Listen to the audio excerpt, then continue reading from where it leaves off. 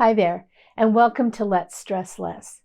If you're a woman who's feeling overwhelmed because your stress level is out of control, you're pretty sure it could be affecting your health, and you want to get a handle on it before it gets worse, you're in the right place. I'm Chantal, your lifestyle design coach for stress mastery, and I can show you how to unwrap the gift of stress so you can go from barely surviving to fabulous and thriving. If you're ready to take control of your life, protect your health from stress and the damage it can cause, or course correct and get control of your stress today to prevent worsening health issues tomorrow, please subscribe to my channel and click the notification button below so you can be notified each time I release a new video. Let me ask you a question. What is stress anyway? We've all experienced it. Sweaty palms, racing heart, that feeling of dread in the pit of your stomach.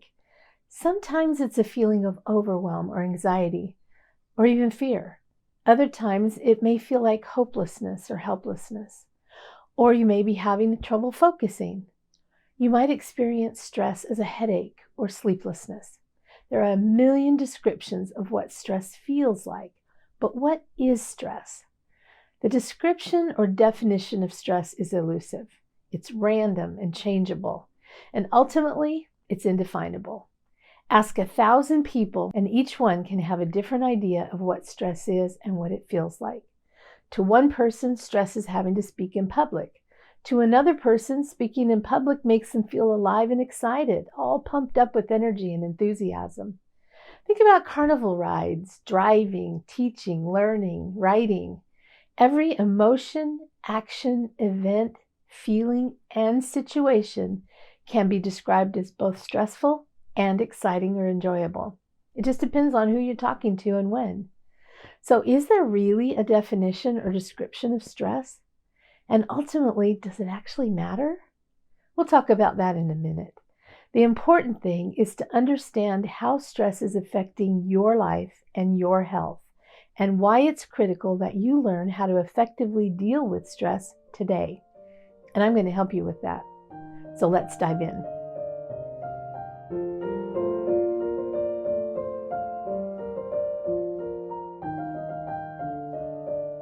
And let's start at the beginning, sort of. Hans Selye is given credit for coining the word stress back in 1936. Makes you wonder, did people before that not have stress, or did they just not have a word for it? He originally defined stress as the non-specific response of the body to any demand for change. I guess that's a good place to start. Later, he changed the meaning to be the rate of wear and tear on the body. And stress can definitely create wear and tear on your body. Then even later, he told reporters, everyone knows what stress is, but nobody really knows. Well, that's a lot of help, right? But he may be onto something. Let's take a closer look. What may cause you stress probably doesn't cause the next person stress. And the stress you experience in the form of anxiety or discomfort may cause another person to feel excited and alive. What stresses you today may not stress you tomorrow, and probably didn't feel stressful to you yesterday. Stress sneaks in and disguises itself as any number of feelings, emotions, or sensations that initially seem harmless and insignificant, or so normal we think we're supposed to feel them. But if left unchecked, stress can kill you. You probably know people who say they have no stress in their lives, and yet, if they truly had no stress, they wouldn't be alive. And while we can't really live without stress, stress doesn't truly exist. If you get right down to the nitty-gritty, stress isn't actually a thing. It's a perception, a changing perception that is different from person to person, day to day, and even moment to moment. So, stress isn't real, but it's ever-changing. You can't live without it, but it can kill you. It feels normal and yet overwhelming. Stress isn't a thing, but everyone has it. How's that for clarity? To answer our earlier question, stress cannot be simply defined. It exists.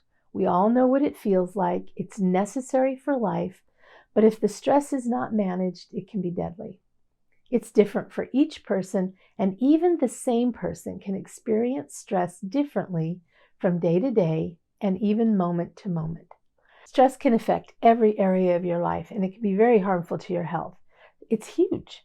Its impact can be monumental and life-changing. There's no way to completely eliminate stress, and you wouldn't want to.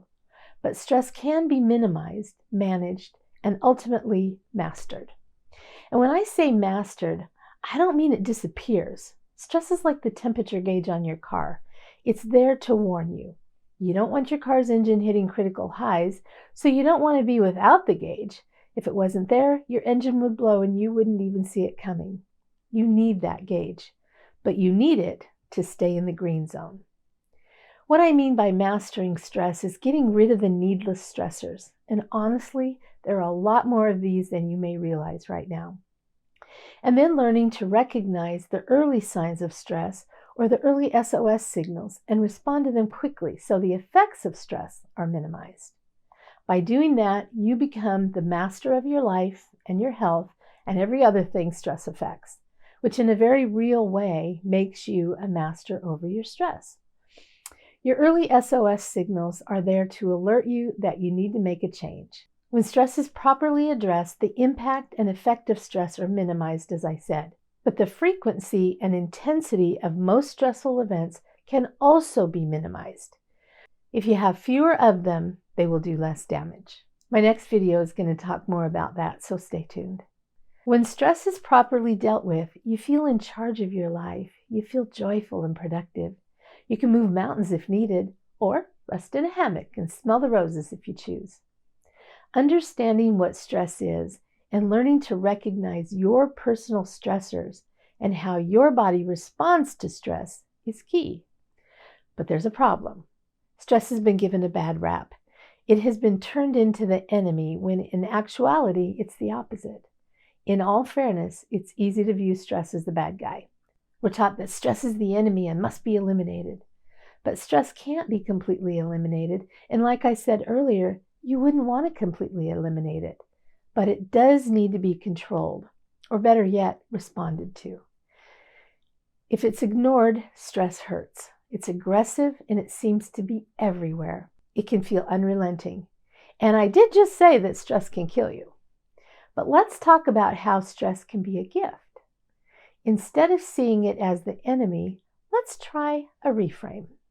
What if stress really wasn't an enemy, but rather a very caring and persistent friend?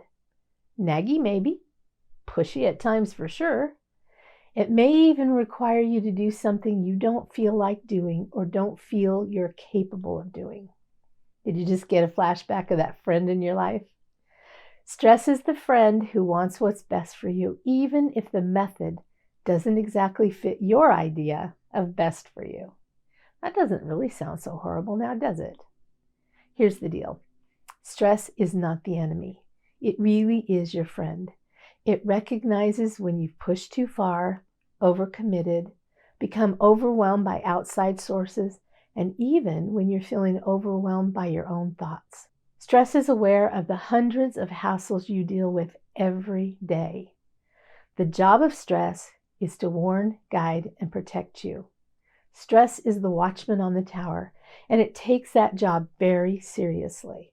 It's a relentless overachiever for sure, never taking a break, never sleeping, always aware of your needs, and it won't let up until you pay attention, one way or another. The problem is that we're not listening. That gentle nudge occurs and you brush it aside. Your friend whispers and you turn the radio up, blocking out the whispering and ignoring the very thing stress is trying to get you to pay attention to. So rather than make an enemy of this caring and determined friend, let's figure out how to listen to our bodies and recognize what the SOS signals look like so we can create a meaningful and positive relationship with the gift that stress really is. Once you get the hang of it, you'll wish you had understood this so much sooner. Let's talk about SOS signals. SOS signals are the signs that alert you to the fact that your stress response has been activated and you need to pay attention. Here's what that looks like. Something occurs. You get scared, angry, maybe hurt. Before you're even conscious of it, your body has sounded the alarm. Little warrior chemicals rush in to help you do whatever it is you need to do. That's called the fight, flight, or freeze response. All the organs in your body are brought into the fight. The unnecessary ones shut down, like digestion and many others, in order to conserve energy. Others work overtime, creating more energy and greater focus to get you through the crisis. It's really a beautiful system, but unfortunately, most things that trigger this alarm system aren't actually emergencies. They're perceived emergencies. And because you aren't actually needing to fight or flee, you're stuck with all these little warriors with nothing to do. Ultimately, they can turn on you, but that's another topic. What we're going to look at right now are the signs your body gives off that these warriors have been unleashed. And then we're going to talk about how you can get them back under control or trigger your body's relaxation response, also called the rest and digest phase, so you can avoid a different kind of crisis or prevent a worsening crisis.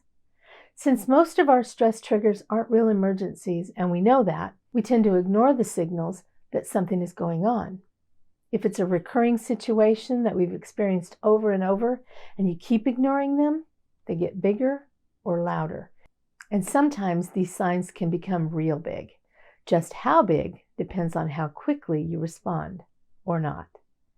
And your body is very creative. There are thousands of ways these SOS signals can occur. Let's explore just a few. You might notice yourself holding your breath or breathing rapidly when you're in a stressful situation. You might chew your nails or your lip. Maybe you get a headache or a stomach ache. You've probably experienced sweaty palms. What about pain? Stress creates inflammation, and inflammation creates pain. And that pain can be anywhere in your body. It may isolate to one specific spot, or it may jump around. I'm sure you've experienced irritation, fatigue, and maybe even elevated blood pressure. How about an increased heart rate? When you get stressed, your heart can race. Many people hold tension in their shoulders and back, and like pain, that tension can move into your whole body.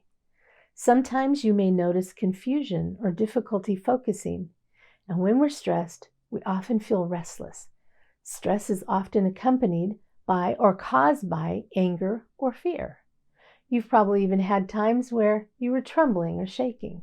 You get the idea. Whenever your body detects a problem and the stress response is triggered, it reacts by preparing for fight or flight, and it sends out SOS signals. In essence, it's saying, hey, we need some help in here. And the hormones that flood your body give you the capacity to combat real danger or get you through a serious situation. But they become toxic very quickly. A little dab will do you, as they say. If those hormones or warrior chemicals surge through your body for very long, they begin to create quite a bit of damage, and your organs that step up to assist you become fatigued. Your heart, lungs, adrenals, and other organs will give their all, but they're sprinters. They need frequent rest and recovery. Unfortunately, we are so busy or so used to feeling this, we rarely recognize any of these signs in the beginning when they're whispers. We ignore them and keep pushing. Here's what's beautiful though. If you respond, giving yourself what you truly need in that moment, not some cheap, damaging substitute, the SOS signals go away. When you feel the need, the SOS signals cease. And that's what I want you to pay attention to today. Try paying attention to your body's SOS signals. What do your SOS signals look like? Keep a little notebook with you and check in several times a day. Ask yourself, how am I feeling right now? Write down any signs your body is giving to alert you to a need. Think about the list we discussed if you need some examples of what to watch for. You might even write down your response to those signals. Did you ignore them? Did you stop and ask yourself what it is you need right now? Did you respond at all? If not, why? What did you say to yourself? Now, try this little exercise. Name your stress. I'm serious. Give your stress a name, a real human name. And then when you notice that friend is speaking to you, call her by name and ask, Ami, what is it that you need right now? You might be surprised to discover that most of the time She isn't asking for anything big or hard. She may just need a moment to breathe or a walk outside for a breath of fresh air. She may need a potty break or a drink of water. And it may be something bigger, like walking away from a situation so you can regroup.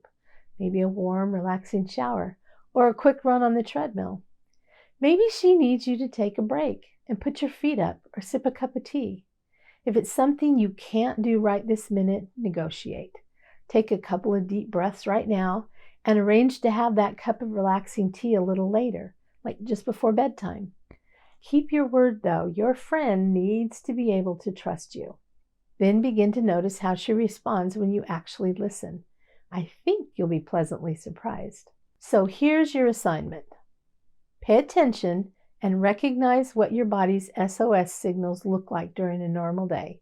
Keep a little notebook and several times a day, just ask yourself, how am I feeling? Write down what you notice, your SOS signals. Document whether you responded to them or not, and if so, how? Name your little friend and ask her what she needs. If you can respond now, do it. If not, negotiate, but keep your word. Then keep track of how your new friend responds when you actually listened. Awareness is the first step to fixing any problem. And correcting that problem, I call course correcting. If you like what you're learning, hit that subscribe button and the little bell so you can be notified when my next video comes out. And tell your friends, after all, stress is contagious. I want you to be empowered to take control of your stress now and fix some things before your health is at risk for devastating consequences. And I want to help you reframe your relationship with stress so you can fall in love with your new best friend. Join me each week right here for more tools, tips, and valuable insights as you learn how to recognize and unwrap the gift of stress so you can take control of your life, your health, and your happiness as you go from barely surviving to fabulous and thriving. And if you'd like to know what the 3 greatest causes of stress are for anyone, no matter who you are, watch the video on your screen. I think you'll be surprised. See you next time.